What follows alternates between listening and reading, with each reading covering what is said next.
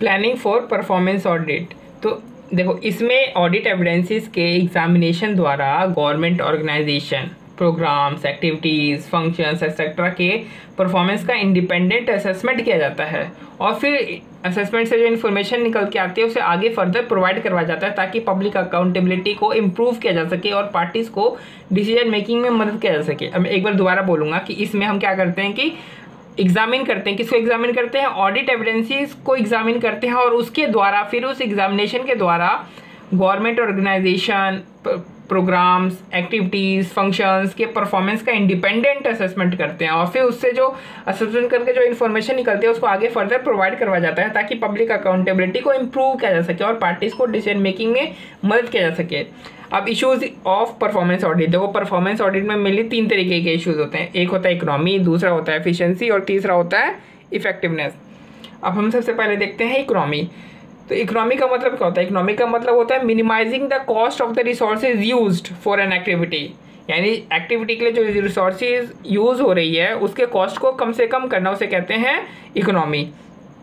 ठीक है, अब देखो इकोनॉमी में हम 2 पॉइंट होते हैं हमारे पास। सबसे पहले तो हमें एसेस करना होता है कि जो रिसोर्सेज मतलब कि जो रिसोर्सेज हैं क्या वो ड्यू टाइम में एक्वायर किए गए हैं कि नहीं किए गए, और ड्यू टाइम में एक्वायर किए गए हैं तो क्या एप्रोप्रिएट क्वालिटी में एक्वायर किए गए हैं कि नहीं किए गए, और एप्रोप्रिएट क्वालिटी पे अगर एक्वायर किए भी गए हैं तो क्या बेस्ट प्राइसेस पे एक्वायर किए गए हैं। तो हमें 3 चीज़ें चेक करनी होती हैं कि ड्यू टाइम पे एक्वायर हुआ है कि नहीं हुआ है, एप्रोप्रिएट क्वालिटी में मिला है कि नहीं मिला है, और बेस्ट प्राइस पे हमें मिला है कि नहीं मिला।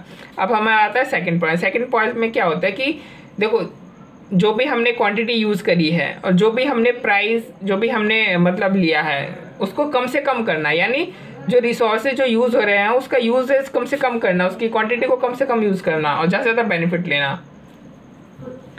अब आते हैं एफिशिएंसी वाले पॉइंट पे।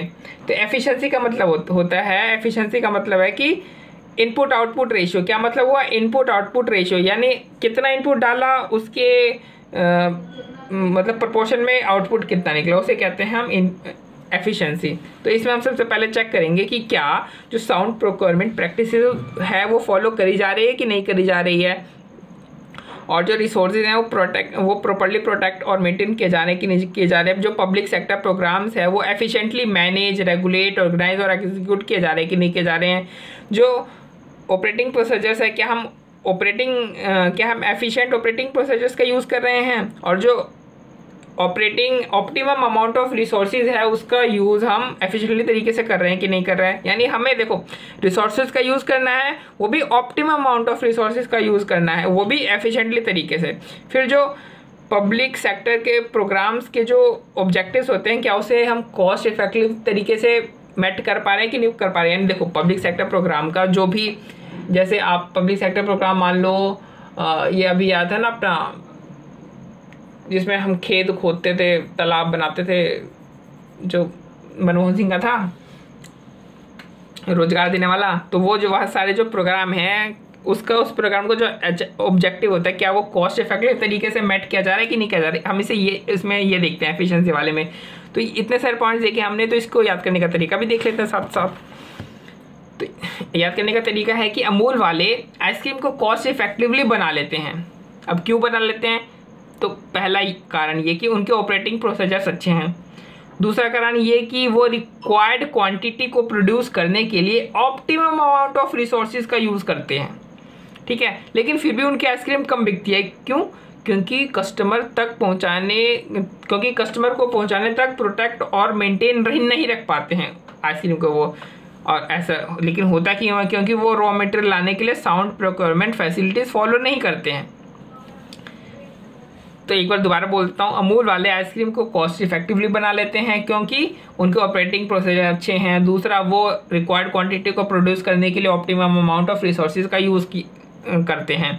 फिर भी उनकी आइसक्रीम कम बिकती है क्योंकि वो कस्टमर को पहुँचाने तक उसे प्रोटेक्ट और मेंटेन नहीं रख पाते हैं। ऐसा इसलिए होता है क्योंकि उनका जो रॉ मटेरियल है उसे लाने के लिए वो साउंड प्रोक्योरमेंट फैसिलिटीज़ फॉलो नहीं करते हैं। अब देखो इसमें से कौन कौन से पॉइंट निकलते हैं। पहला पॉइंट तो है कि कॉस्ट इफेक्टिवली, मतलब कि जो पब्लिक सेक्टर प्रोग्राम्स है क्या उनका ऑब्जेक्टिव कॉस्ट इफेक्टिवली मेट किया जा रहा है कि नहीं किया जा रहा है। फिर दूसरा है ऑपरेटिंग प्रोसीजर्स, क्या हम एफिशिएंट ऑपरेटिंग प्रोसीजर्स का यूज़ कर रहे हैं कि नहीं कर रहे हैं। फिर है ऑप्टिमम अमाउंट ऑफ रिसोर्सेज, मतलब जो ऑप्टिमम अमाउंट ऑफ रिसोर्सेज है क्या उनका एफिशिएंटली यूज़ किया जा रहा है। फिर है प्रोटेक्ट एंड मेंटेन, मतलब कि जो रिसोर्सेज है क्या उसे अच्छे से प्रोटेक्ट और मेंटेन किया जा रहा है, यानी प्रॉपर्ली प्रोटेक्ट और मेंटेन किया जा रहा है। फिर है साउंड प्रोक्योरमेंट फैसिलिटीज़, क्या जो साउंड फैसिलिटी ये प्रैक्टिसेस है, जो साउंड प्रोक्योरमेंट जो प्रैक्टिसेस है क्या वो फॉलो करी जा रही है ठीक से। तो ये हमारे सारे पॉइंट्स निकल गए। अब इसका कनेक्टर देख लेते हैं कि अमूल आइसक्रीम ने सेल बढ़ाने के लिए एफिशिएंसी से काम किया। क्या किया? अमूल आइसक्रीम ने सेल बढ़ाने के लिए एफिशिएंसी से काम किया, क्योंकि एफिशिएंसी वाला इशू था इसलिए हमने यहाँ पे एफिशिएंसी जोड़ा है। अब आ जाते हैं हम तीसरे इशू पे, मतलब कि इफेक्टिवनेस पे। तो इफेक्टिवनेस का मतलब क्या होता है? देखो, इफेक्टिवनेस को हिंदी में बोलते हैं कि कारगर, कितना कारगर हुआ चीज़ साबित। तो यानी extend to which objective are achieve, यानी किस हद तक हमारे ऑब्जेक्टिव अचीव हुए, यानी किस हद तक जो है हम अपने काम में अपने प्लान में कारगर साबित हुए हैं।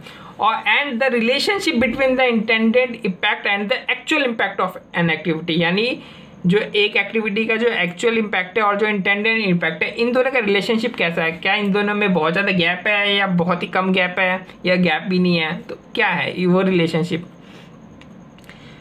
अब इसमें भी काफ़ी सारे पॉइंट्स हैं, जैसे कि पहला तो ये अपना हो जाएगा कि क्या जो लॉज एंड रेगुलेशन है उसके साथ कंप्लायंस किया जा रहा है कि नहीं किया जा रहा है।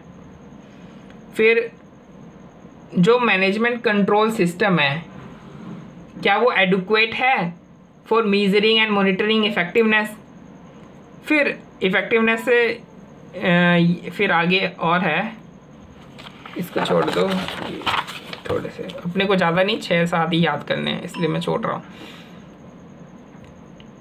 फिर हमें एसेस करना है इफेक्टिवनेस ऑफ द प्रोग्राम, कि प्रोग्राम की इफेक्टिवनेस कैसी है। इफेक्टिवनेस वाले में हम क्या करेंगे? हर चीज़ की इफेक्टिवनेस ही तो देखेंगे ना। फिर हम एसेस करेंगे, क्या करेंगे? नहीं, डिटरमाइन करेंगे alternative ways, whether management has considered alternative ways for desired result. तो डिजायर्ड रिजल्ट को अचीव करने के लिए क्या मैनेजमेंट ने अल्टरनेटिव वेज को मतलब कंसिडर किया है कि नहीं किया है।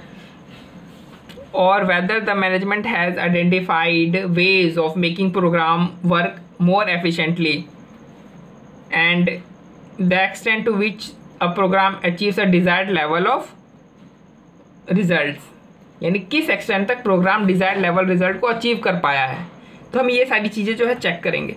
तो इन सब इफेक्टिवनेस के इन सारे पॉइंट्स को याद रखने का भी हमारे पास एक स्टोरी है, वो ये रही स्टोरी कि सपना चौधरी एक अच्छी डांसर बनना चाहती है। वो अपने मूव्स में और ज़्यादा इफेक्टिवनेस लाना चाहती है ताकि डिजायर्ड लेवल के रिजल्ट्स को अचीव कर सके, लेकिन पंचायत के मैनेजमेंट ने लड़कियों पर कंट्रोल लगाया हुआ है। वो अपनी 2 सहेली के पास गई। पहली कहती है कि तू लॉ एंड रेगुलेशंस का सहारा ले और पंचायत के खिलाफ केस कर दे। दूसरी कहती है कि तू डिजायर्ड रिजल्ट के लिए कोई अल्टरनेटिव वे यूज़ कर, जैसे तू बाहर शोज़ में मत जा, तू अपने घर में ही नाच और यूट्यूब पे वीडियो डाल, इस तरीके से। तो अब देखो इन सब में कौन कौन से पॉइंट्स हमारे निकल करके आते हैं। पहला है कि इफेक्टिवनेस, मतलब हमें चेक करना है कि क्या चेक करना है, प्रोग्राम की इफेक्टिवनेस को चेक करने के लिए बोला गया है। फिर यहाँ पे है दूसरा डिजायर्ड लेवल, यानी जो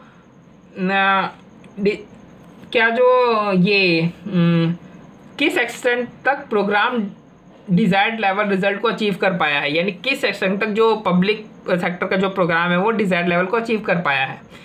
फिर है मैनेजमेंट, यानी मैनेजमेंट से हमें याद आएगा मैनेजमेंट कंट्रोल सिस्टम, यानी adequacy of management control system for measuring and monitoring effectiveness, कि क्या मैनेजमेंट कंट्रोल सिस्टम इफेक्टिवनेस को मेजर और मॉनिटर करने के लिए पर्याप्त है। फिर है लॉज एंड रेगुलेशन, की क्या जो लॉज एंड रेगुलेशंस है उसके साथ कंप्लायंस हो रहा है।